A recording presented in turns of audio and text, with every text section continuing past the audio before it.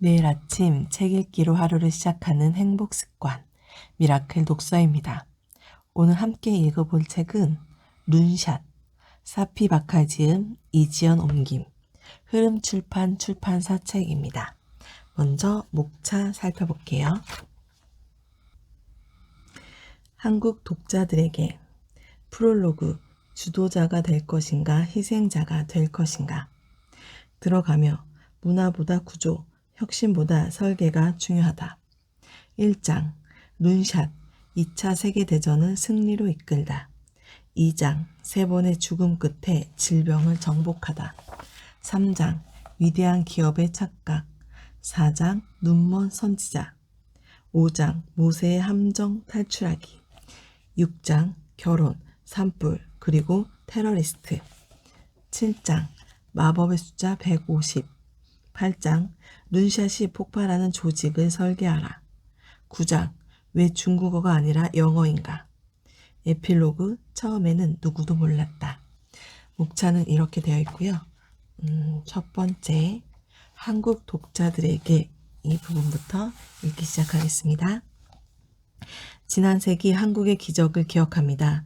농업 중심의 어려웠던 경제는 강력한 공업 중심 경제로 발돋움했습니다. 세계 최빈국 중 하나였던 나라가 이제는 세계 최고 부국들 가까이에 이름을 올리게 됐습니다. 오늘날 한국의 교육, 의료, 교통, 산업 시스템은 전 세계의 모범입니다. 그런데 그 다음은 어떻게 될까요? 위대한 기업과 유망 스타트업이 공통적으로 겪었던 운명을 대한민국과 한국의 뛰어난 기업들은 피해갈 수 있을까? 어마어마한 성장의 역사, 단기간 유명세를 달성하고도 그 성공이 낳은 파괴적으로 불꽃처럼 사라져간 기업들의 운명은 어떻게 하면 피할 수 있을까?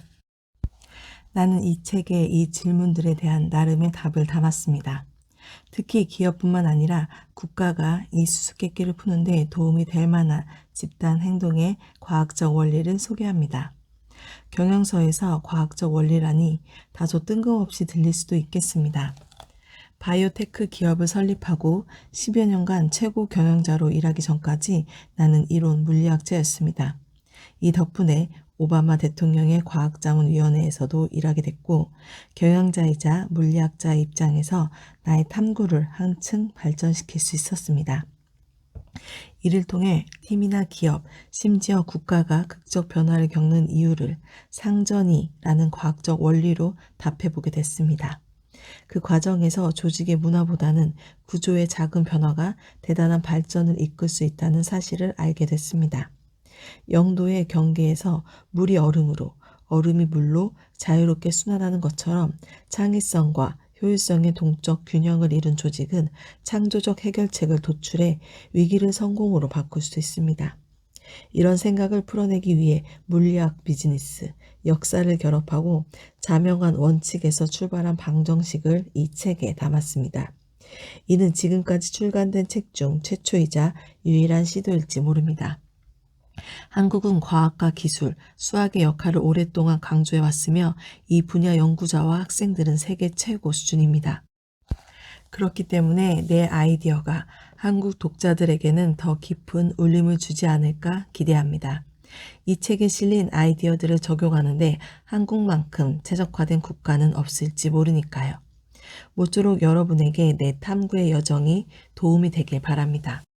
2020년 4월 사피바칼 프롤로그 주도자가 될 것인가 희생자가 될 것인가. 10여 년 전에 어느 친구를 따라 셰익스피어의 모든 것이라는 연극을 보러 갔다. 배우 3명이 97분 동안 37개의 희곡을 소화하는 공연이었다. 배우들은 지루한 부분은 그냥 건너뛰었다. 얼마 후 나는 어느 경제인 모임에 강연자로 초청을 받았다. 강연 주제는 내 마음대로 고를 수 있었지만 내 직업과 관련이 없는 내용이어야 했다. 나는 45분 만에 끝내는 3000년 물리학의 역사라는 제목으로 강연을 했다. 물리학 분야에서 가장 위대한 아이디어였던 8가지를 추린 내용이었다. 나도 지루한 부분은 그냥 건너뛰었다. 강연은 데이트를 쳤고 이후 나는 간간히 같은 주제의 강연을 해왔다. 그러던 2011년 이 취미생활이 내 직업과 만나는 일이 생겼다. 미국의 국가추진연구 과제 목록을 개발해 오바마 대통령에게 추천하는 위원회에 합류하게 된 것이다. 첫날 위원장이 우리의 미션을 알려주었다. 국가 추진 연구를 통해 향후 50년간 계속해서 이 나라의 행복과 안전을 증진시키려면 대통령은 무엇을 해야 하는가? 의장은 차세대 버니바 부시 보고서를 만드는 게 우리의 과제라고 말했다. 버니바 부시? 그때까지 나는 버니바 부시라는 사람의 이름이나 그의 보고서에 관해 들은 적이 없었다. 하지만 곧 그가 2차 세계대전 중에 새로운 시스템을 개발한 사람이라는 것, 그 시스템이 획기적인 여러 아이디어를 놀랄 만큼 빠른 속도로 만들어냈다는 것을 알게 됐다.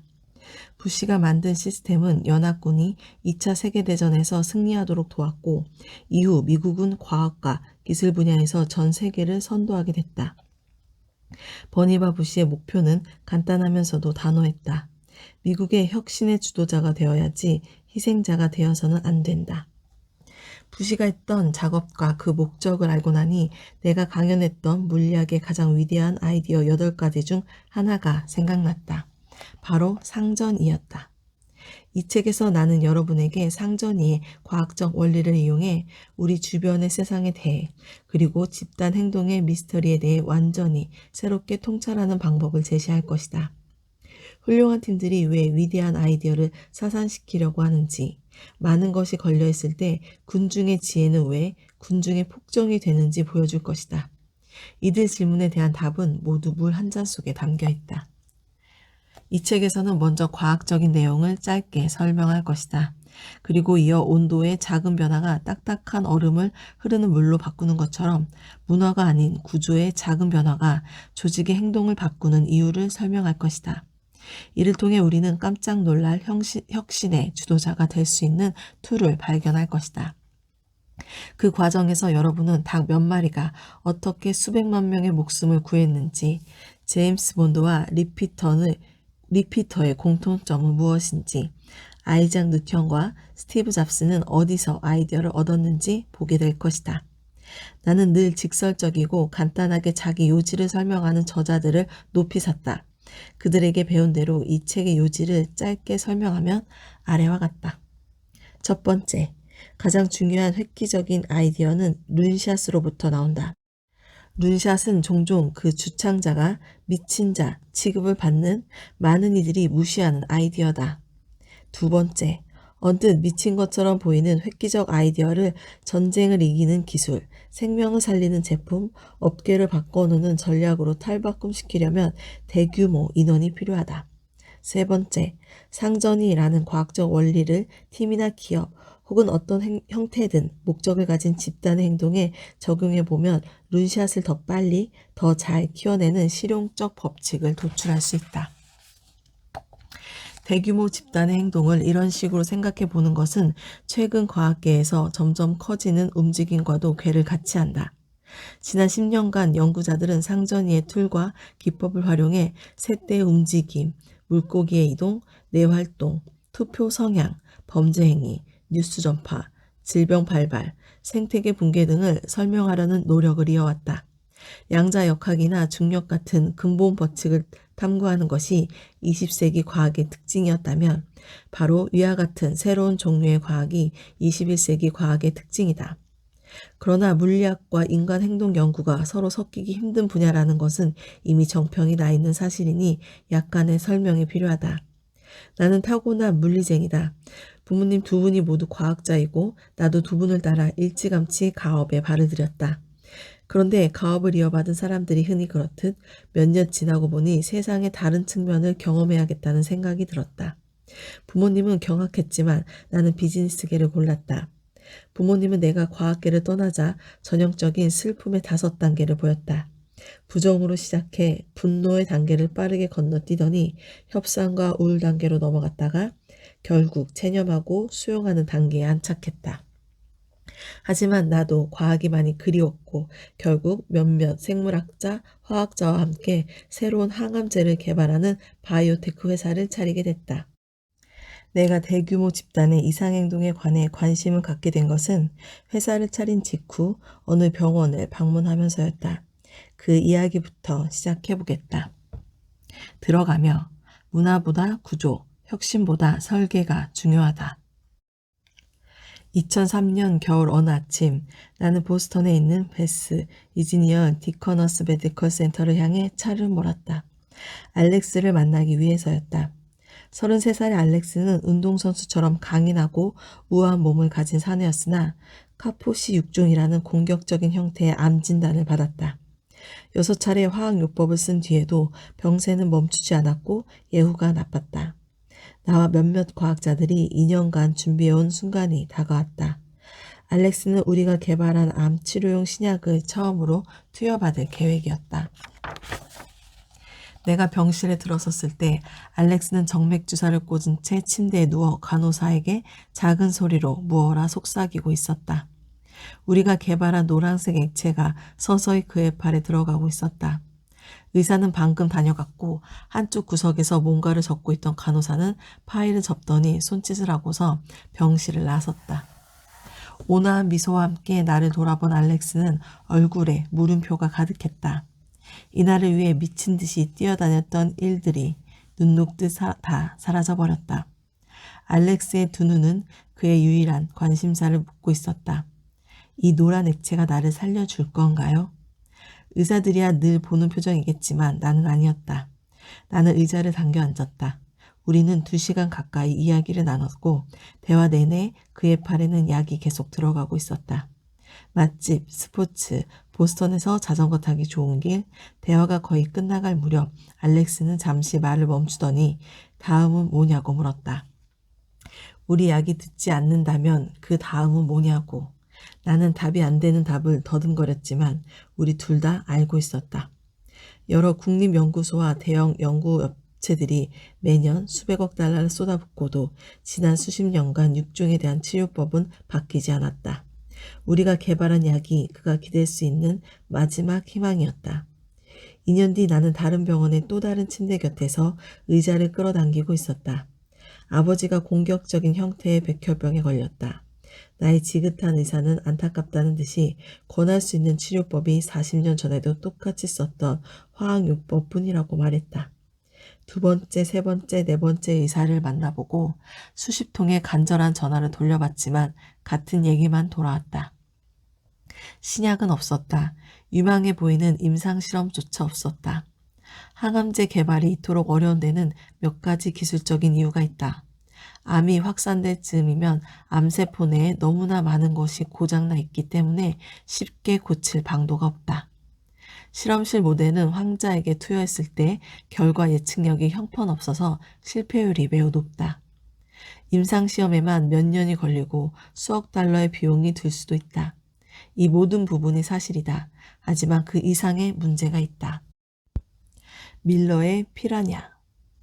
다들 나를 미치광이 보듯 하더군요. 리처드 밀러의 표현이다. 밀러는 60대에 접어든 상냥한 성품의 종양학자다. 그는 자신이 연구 중이던 신약을 써보자고 제안했을 때 대형 제약회사 연구팀들이 보인 반응을 내게 설명해주고 있었다. 사실 그의 신약이라는 게 원래는 실험실에서 순전히 실험용으로 개발된 화학 물질이었다. 표백제처럼 그냥 어떤 용도로 사용하는 물질 말이다. 대부분의 약은 세포 내에 질병을 일으키는 과활성 단백질에 부드럽게 들러붙는 형태로 작동한다. 과활성 단백질은 과부하가 걸린 로봇 군대처럼 세포를 얽어버리는데 그러면 세포는 무분별한 증식을 시작해서 암이 될 수도 있고 환자의 세포를 공격해 중증 관절염 같은 질병을 일으킬 수도 있다. 약은 그런 과활성 단백질에 들러붙어서 활동을 늦추고 세포를 진정시켜 신체 질서를 회복한다. 그런데 밀러의 약은 살짝 들러붙는 정도가 아니었다. 그의 약은 피라냐였다. 한번 물면 놓지 않는 피라냐. 피라냐의 문제점은 뭔가가 잘못되더라도 몸 밖으로 씻어낼 수가 없다는 점이다. 예컨대 피라냐가 엉뚱한 단백질에 들러붙는다면 심각한 독성, 자칫 치명적인 독성을 유발할 수 있었다. 환자에게 피라냐를 줄 수는 없다. 밀러는 당시 어려움을 겪고 있는 한 바이오테크 기업의 CEO였다. 그로부터 10년 전에 개발했던 이 회사의 첫 프로젝트는 결과가 좋지 않았다. 회사의 주가는 $1 이하로 곤두박질 쳤고 나스닥의 상장 폐지 경고를 받았다. 쉽게 말해 밀러의 회사는 제대로 된 회사들이 모인 시장에서 추방돼 한때 잘 나갔지만 기억에서 사라진 회사들이 모여있는 연옥으로 떨어질 날이 얼마 남지 않았다.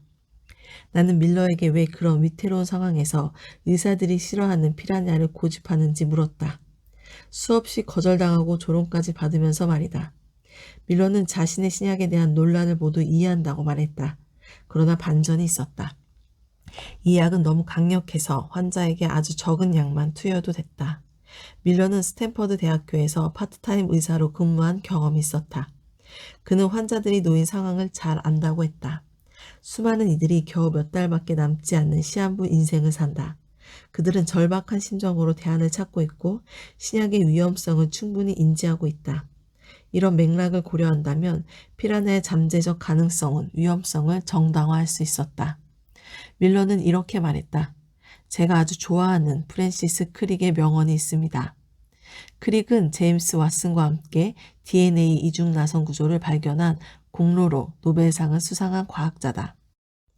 노벨상을 타려면 어떻게 해야 하느냐는 질문에 크릭은 이렇게 답했죠. 그건 아주 간단합니다. 저의 비결은 어떤 얘기를 무시해야 하는지 알고 있었다는 겁니다. 밀러는 피라냐의 초기 실험 결과를 몇몇 의사와 공유했고 말기 백혈병 환자에게 임상시험을 해보는데 승낙을 받아냈다. 그러나 그는 투자자들을 설득하지 못했다. 밀러는 이사회의 싸움에서 졌고 CEO 자리를 내놓았다. 다행히 임상시험은 계속됐고 밀러가 떠난 지 얼마 안 되어 초기 결과가 나왔다. 내용은 고무적이었다. 회사는 FDA에 제출할 수 있는 형태의 대규모 임상시험을 시작했다.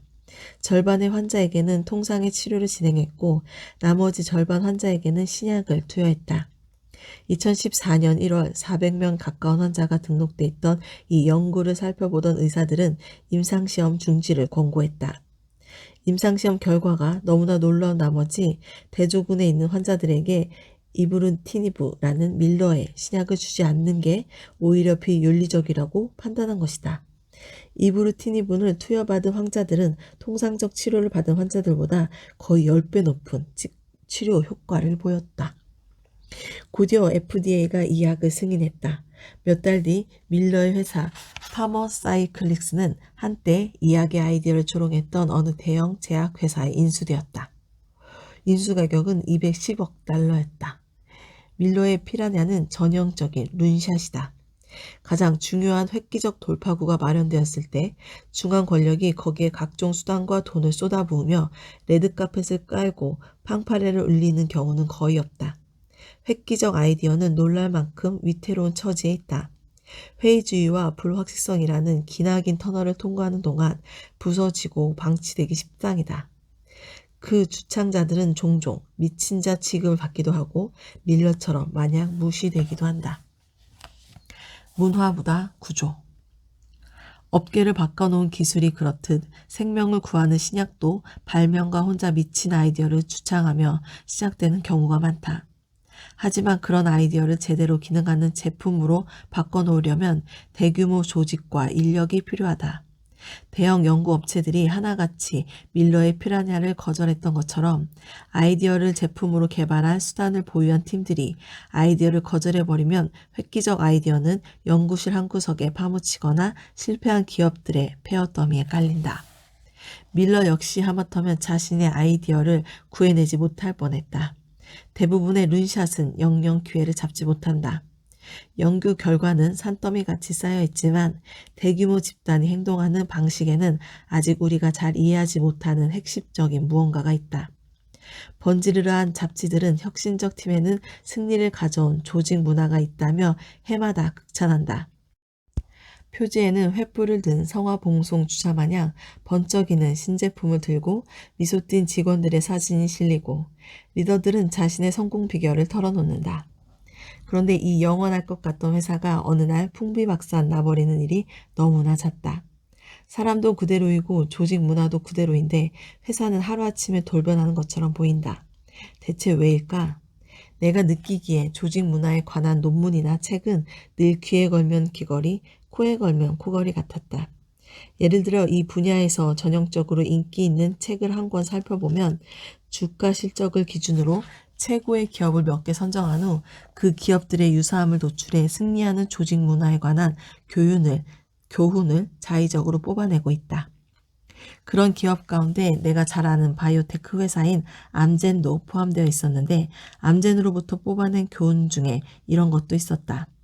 암젠은 수많은 위험 요소를 적극적으로 수용함으로써 우월한 위치를 확보했다. 틀렸다. 암젠은 설립된 지 2년 만에 파산 직전까지 갔었다. 처음에 시작한 프로젝트는 모조리 실패했고 적혈구의 성장을 자극하는 약물인 마지막 프로젝트를 추진할 수 있는 시간도 얼마 남지 않았다. 몇몇 회사가 암젠과 똑같은 목표를 쫓고 있었기 때문이다. 암젠은 가까스로 경쟁사들보다 한 발 먼저 결승선을 통과했다. 여기에는 시카고 대학교 유진 골드워서 교수의 역할이 컸다. 골드워서 교수는 이 문제를 20년간 연구했고 경쟁에서 승리할 수 있는 핵심 열쇠를 쥐고 있었다. 2550리터의 소변에서 어렵사리 추출한 8mg의 정제 단백질이 그 열쇠였다. 골드워서 교수는 이 단백질을 암젠의 경쟁사인 바이오젠이 아니라 암젠에 넘기기로 결정했다. 이유는 바이오젠의 CEO가 어느 저녁 식사비 지불을 거절했기 때문이다. 에리스로 포이에틴 혹은 줄여서 에포라고 부르는 이 약은 암젠을 비롯해 그 누구도 상상하지 못했을 만큼 대대적인 성공을 거뒀고 이후 매년 100억 달러를 벌어들이게 된다. 암젠은 신약 발견이라는 로또에 당첨된 것이다. 신약을 손에 넣은 암젠은 더 이상 아무도 경쟁 상대가 될 수 없도록 업계의 모든 회사를 고소했다. 이후 15년간 암젠은 다시는 신약 발견의 성공 스토리를 쓰지 못했다. 조직 문화를 분석해놓은 그 책은 암젠이 특허 획득 개수로 측정되는 연구 성과가 보잘것없다고 지적하면서 기업의 성공에 혁신은 별로 중요하지 않은 듯하다고 결론을 내렸다. 암젠의 연구는 훌륭하지 않았을지 모르나 법무팀은 훌륭했다. 암젠은 소송받아 승소했고 경쟁자들은 나가 떨어졌다. 업계 사람들은 암젠을 신약을 가진 로펌이라고 불렀다. 저녁 식사비를 내라는 것과 훌륭한 변호사를 고용하라는 것도 암젠의 성공 스토리에서 얻을 수 있는 유용한 교훈이다. 하지만 그 밖에 이런저런 사실을 고려할 때 탁월한 주가 실적을 가진 기업으로부터 조직 문화의 성공 팁을 뽑아내겠다는 것은 마치 방금 로또에 당첨된 사람에게 로또 살 때 무슨 색 양말을 신고 있었느냐고 물어보는 것과 같다. 성공한 기업의 조직 문화를 사후 약 방문식으로 분석하는 데 거부감을 느끼는 이유는 내가 물리학 교육을 받은 사람이기 때문이다. 물리학에서는 근본 진리를 알려주는 단서들을 찾아낸다. 모델을 세우고 그 모델이 주변 세상을 제대로 설명해내는지 살펴본다. 이 책에서 우리도 그렇게 할 것이다. 우리는 구조가 왜 문화보다 더 중요한지 살펴볼 것이다. 잘 나가던 그들은 왜 바보가 됐을까? 알렉스는 베스 이즈니얼 디커너스 메디컬 센터에서 몇 달간 치료를 받은 후 회복되었다. 그는 내가 이 책을 쓰고 있는 지금까지 생존해 있다. 내 아버지는 회복하지 못했다. 나는 아무런 치료법도 찾아내지 못했다. 그렇게 간절히 전화를 돌리고 전문가인 지인과 동료를 총동원하고 무슨 짓을 해봐도 아버지의 병세를 바꿀 수 없었다. 아버지는 진단을 받고 몇 달 만에 돌아가셨지만 세월이 한참 흐른 뒤에도 여전히 나는 그 싸움에서 벗어나지 못한 기분이었다. 내가 조금만 더 노력했다면 뭔가를 찾아내 아버지의 병세를 바꿀 수 있었을 것만 같았다. 그랬다면 아버지를 실망시켰다는 기분은 더 이상 느끼지 않아도 될 것 같았다. 나는 아버지의 침대 곁에 서서 간호사에게 약병을 건네는 꿈을 자주 꿨다. 간호사는 그 약을 아버지의 정맥주사에 주입했고 병은 사라졌다. 당시 아버지의 병을 치료할 수 있었던 수십 개의 유명한 약물 후보가 어딘가에는 파묻혀 있었다. 지금도 여전히 파묻혀 있다. 그렇게 묻혀있는 신약을 비롯해 다른 귀중한 제품이나 기술을 현실로 끄집어내려면 무엇이 필요할까? 우선 좋은 의도와 탁월한 인재를 보유한 훌륭한 팀들이 왜 위대한 아이디어를 사산시키는지부터 이해해 보기로 하자. 1970년대에 노키아는 주로 고무장화와 화장지로 유명한 대기업이었다. 이후 20년 동안 노키아는 세계 최초 셀룰러 네트워크와 세계 최초 카폰, 최초로 대대적 성공을 거둔 무선 전화 시장을 개척했다. 2000년대 초반까지 노키아는 지구상 스마트폰의 절반을 팔아치우며 유럽에서 가장 가치 있는 기업이 됐다. 비즈니스 워크는 노키아가 곧 성공의 동의어가 됐다는 커버 스토리를 실었다. 포춘은 세계에서 가장 위계서열이 없는 대기업이라는 점이 노키아의 비결이라고 했다. 노키아의 CEO는 조직 문화가 성공의 핵심 열쇠라고 설명했다. 좀 재미나게 일해도 되고 정도에서 벗어나는 생각을 해도 되고 실수를 해도 되는 거죠. 2004년 신이 난 노키아의 엔지니어 몇몇이 완전히 새로운 종류의 전화기를 만들었다. 인터넷이 가능하고 커다란 컬러 터치스크린에 고해상도 카메라가 달린 전화기였다. 엔지니어들은 이 전화기에 어울리는 미친 아이디어를 하나 더 제안했다. 바로 온라인 앱스토어를 만들자는 것이었다. 기업의 지도부는 두 가지 아이디어를 모두 깔끔히 묻어버렸다. 3년 뒤 엔지니어들은 자신들의 미친 아이디어가 샌프란시스코를 무대로 구체화되는 것을 목격했다. 애플의 스티브 잡스가 아이폰을 공개한 것이다. 5년 뒤 노키아는 업계의 관심에서 멀어진 회사가 됐다. 2013년 노키아는 모바일 사업 부분을 매각했다. 모바일 사업이 정점이었던 때와 매각 시점 사이에 노키아의 기업 가치는 대략 2,500억 달러나 폭락했다. 혁신에 거침없던 팀은 변해 있었다. 의학 연구 분야에서 머크는 수십 년간 가장 존경받는 기업이었다. 포춘이 해마다 선정하는 가장 존경받는 기업 목록에서 머크는 1987년부터 1993년까지 1위를 차지했다. 7년 연속 1위 기록은 2014년 애플이 기록을 깰 때까지 유례가 없었던 일이다. 머크는 최초의 콜레스테롤 저하제를 출시했다. 최초의 사상충증 약을 개발해 아프리카와 라틴 아메리카의 수많은 나라에게 무료로 기증하기도 했다. 하지만 1993년 이후 10년간 머크는 중요한 신약 발견의 획기적 돌파구를 번번이 놓쳤다. 머크가 우습게 보았던 유전공학 기술은 업계 판도를 바꿔놓았고 역시 관가했던 항암제, 자가 면역 질환 치료제와 정신과 치료제는 1990년대와 2000년대 초반 가장 큰 성공 스토리를 썼다. 창의성이 중요한 모든 분야에서 우리는 전설의 팀들이 어느 날 갑자기 묘하게 변질되는 것을 본다. 에드윈 캠멀은 픽사에서 보낸 시절을 멋지게 기록한 회고록에서 디즈니에 관해 다음과 같이 썼다. 1994년 라이온 킹을 개봉해 최종 9억 5,200만 달러의 수익을 올린 다음부터 디즈니 스튜디오는 서서히 내리막을 걷기 시작했다. 처음에는 그 이유를 추론하기 어려웠다. 지도부에 약간의 변화가 있긴 했지만 직원들은 대부분 그대로였고 여전히 위대한 작품을 만들려는 욕망과 이를 해낼 수 있는 재능이 있었다. 그럼에도 당시 시작된 가뭄은 이후 16년간 지속됐다. 1994년부터 2010년까지 디즈니 애니메이션 가운데 박스 오피스 1위로 문을 연 작품은 단 한 편도 없었다. 나는 그 뒤에 숨은 요인들을 빨리 알아내야 한다는 다급함을 느꼈다. 이제 노키아, 머크, 디즈니처럼 한때 혁신의 아이콘으로 불리던 기업이 침체를 겪게 된 그 숨은 요인들을 이야기해보자. 많으면 달라진다.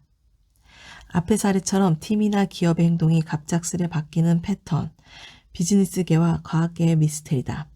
예를 들어 스타트업 사업가들은 대기업이 자주 실패하는 이유가 대기업형 사람들이 보수적이며 리스크 회피적이기 때문이라고 말한다. 반면 본인들은 리스크를 기꺼이 감수할 진정한 열정을 가졌다고 자부하며 그렇기에 작은 기업에서 흥미진진한 아이디어가 나오는 것이라고 믿는다. 하지만 그 대기업형 사람을 스타트업에 한번 넣어보라. 그런 연관성은 끊어지고 그는 아주 과격한 아이디어를 옹호하려고 테이블을 쾅쾅 내리칠 것이다. 똑같은 사람이 어떤 맥락으로는 프로젝트를 무산시키는 보수주의자가 되고 다른 맥락으로는 깃발을 휘두르며 달려가는 혁신가가 될 수도 있다. 이렇게 비즈니스에서는 미스터리일 수 있는 행동 변화가 물리학에서는 상전이라는 괴상한 행동 패턴의 핵심을 이룬다.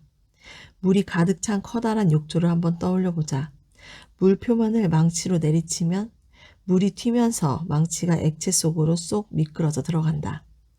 이번에는 온도를 낮춰 물을 얼린 다음 다시 망치로 내려치자. 어떻게 될까? 표면이 산산조각 날 것이다. 똑같은 분자가 이 맥락에서는 액체처럼 행동하고 다른 맥락에서는 딱딱한 고체처럼 행동한다. 이유가 뭘까? 갑자기 행동을 바꿔야 한다는 걸 분자들은 어떻게 할까?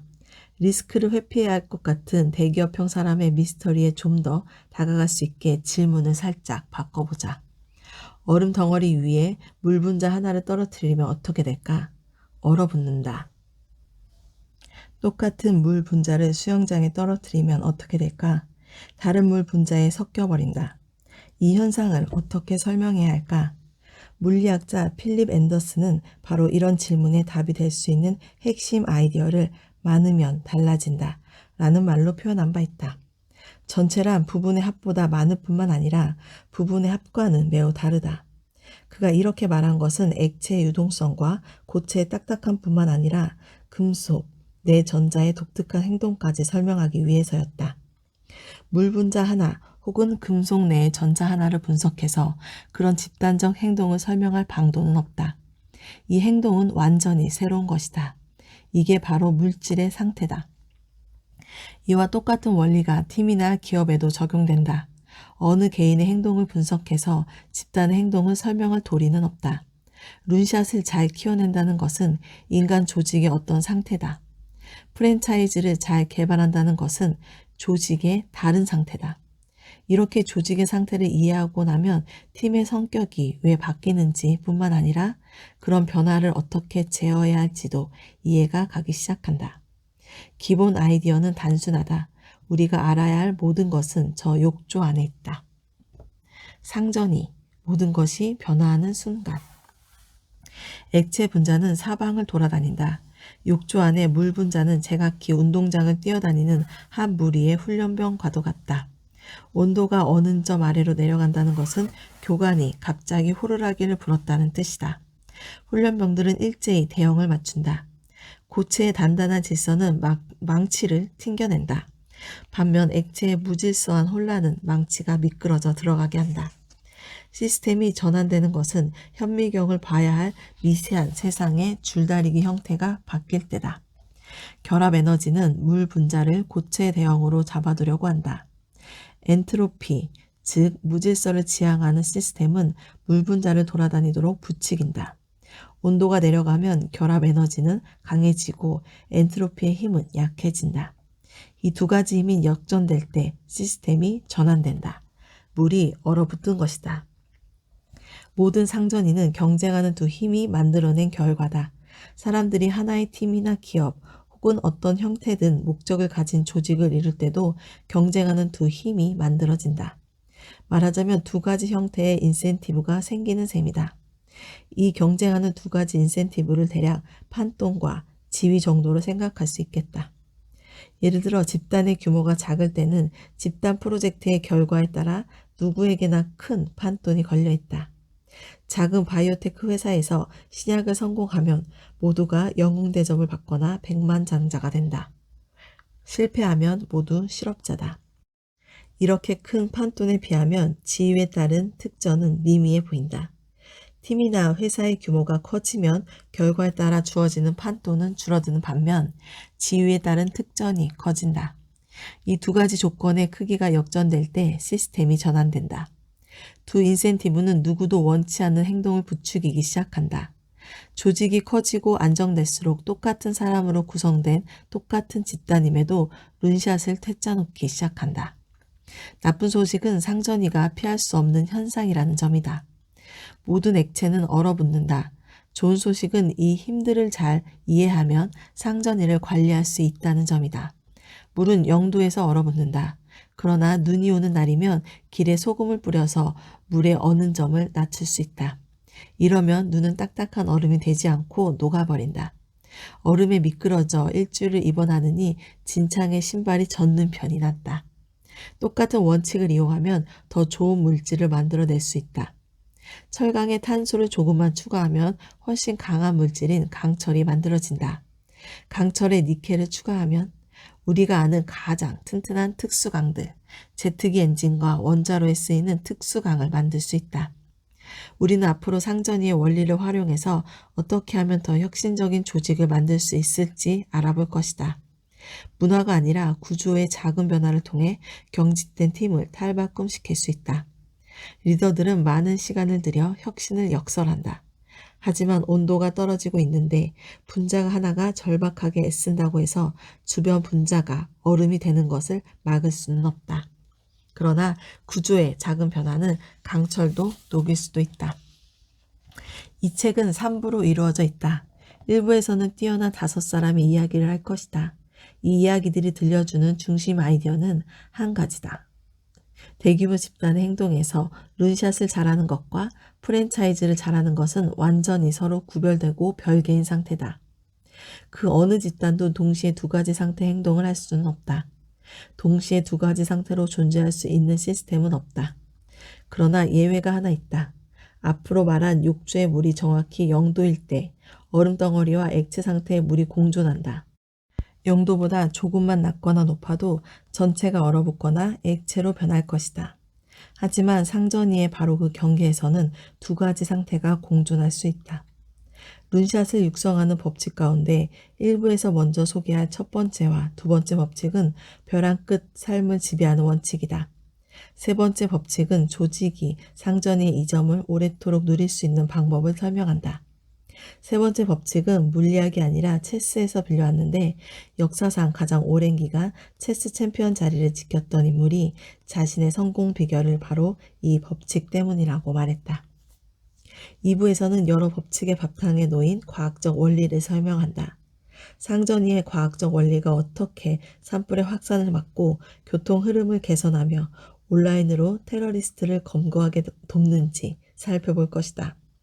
욕조의 물이 액체와 고체 사이를 오가듯 팀이나 기업 혹은 다른 목적을 가진 집단이 두 가지 상태를 오가는 이유에 대해서도 비슷한 아이디어를 가지고 알아볼 것이다. 이렇게 이야기의 조각들을 맞춰보면 매직 넘버 150D에 숨은 과학적 원리, 즉 팀과 회사가 돌변하는 시기를 설명하는 공식이 드러날 것이다. 우리는 그 공식을 통해 매직 넘버를 높일 수 있는 추가 법칙을 찾아낼 것이다. 마지막 장에는 모든 룬샷의 어머니라 부를 만한 것에 관해 설명한다. 우리는 집단의 행동에 관한 이런 아이디어를 사회나 국가의 행동에까지 연장해 역사의 과정을 이해해 볼 것이다. 이를테면 왜 작디 작은 영국이 훨씬 더 크고 부유했던 인도나 중국 같은 제국을 쓰러뜨렸는지 말이다. 이 모든 이야기가 다소 엉뚱한 소리처럼 들릴 수도 있겠다. 그게 바로 핵심이다. 먼저 살펴볼 것은 국가 위기를 건네받았던 어느 엔지니어의 이야기다. 2차 세계대전 직전으로 가보자.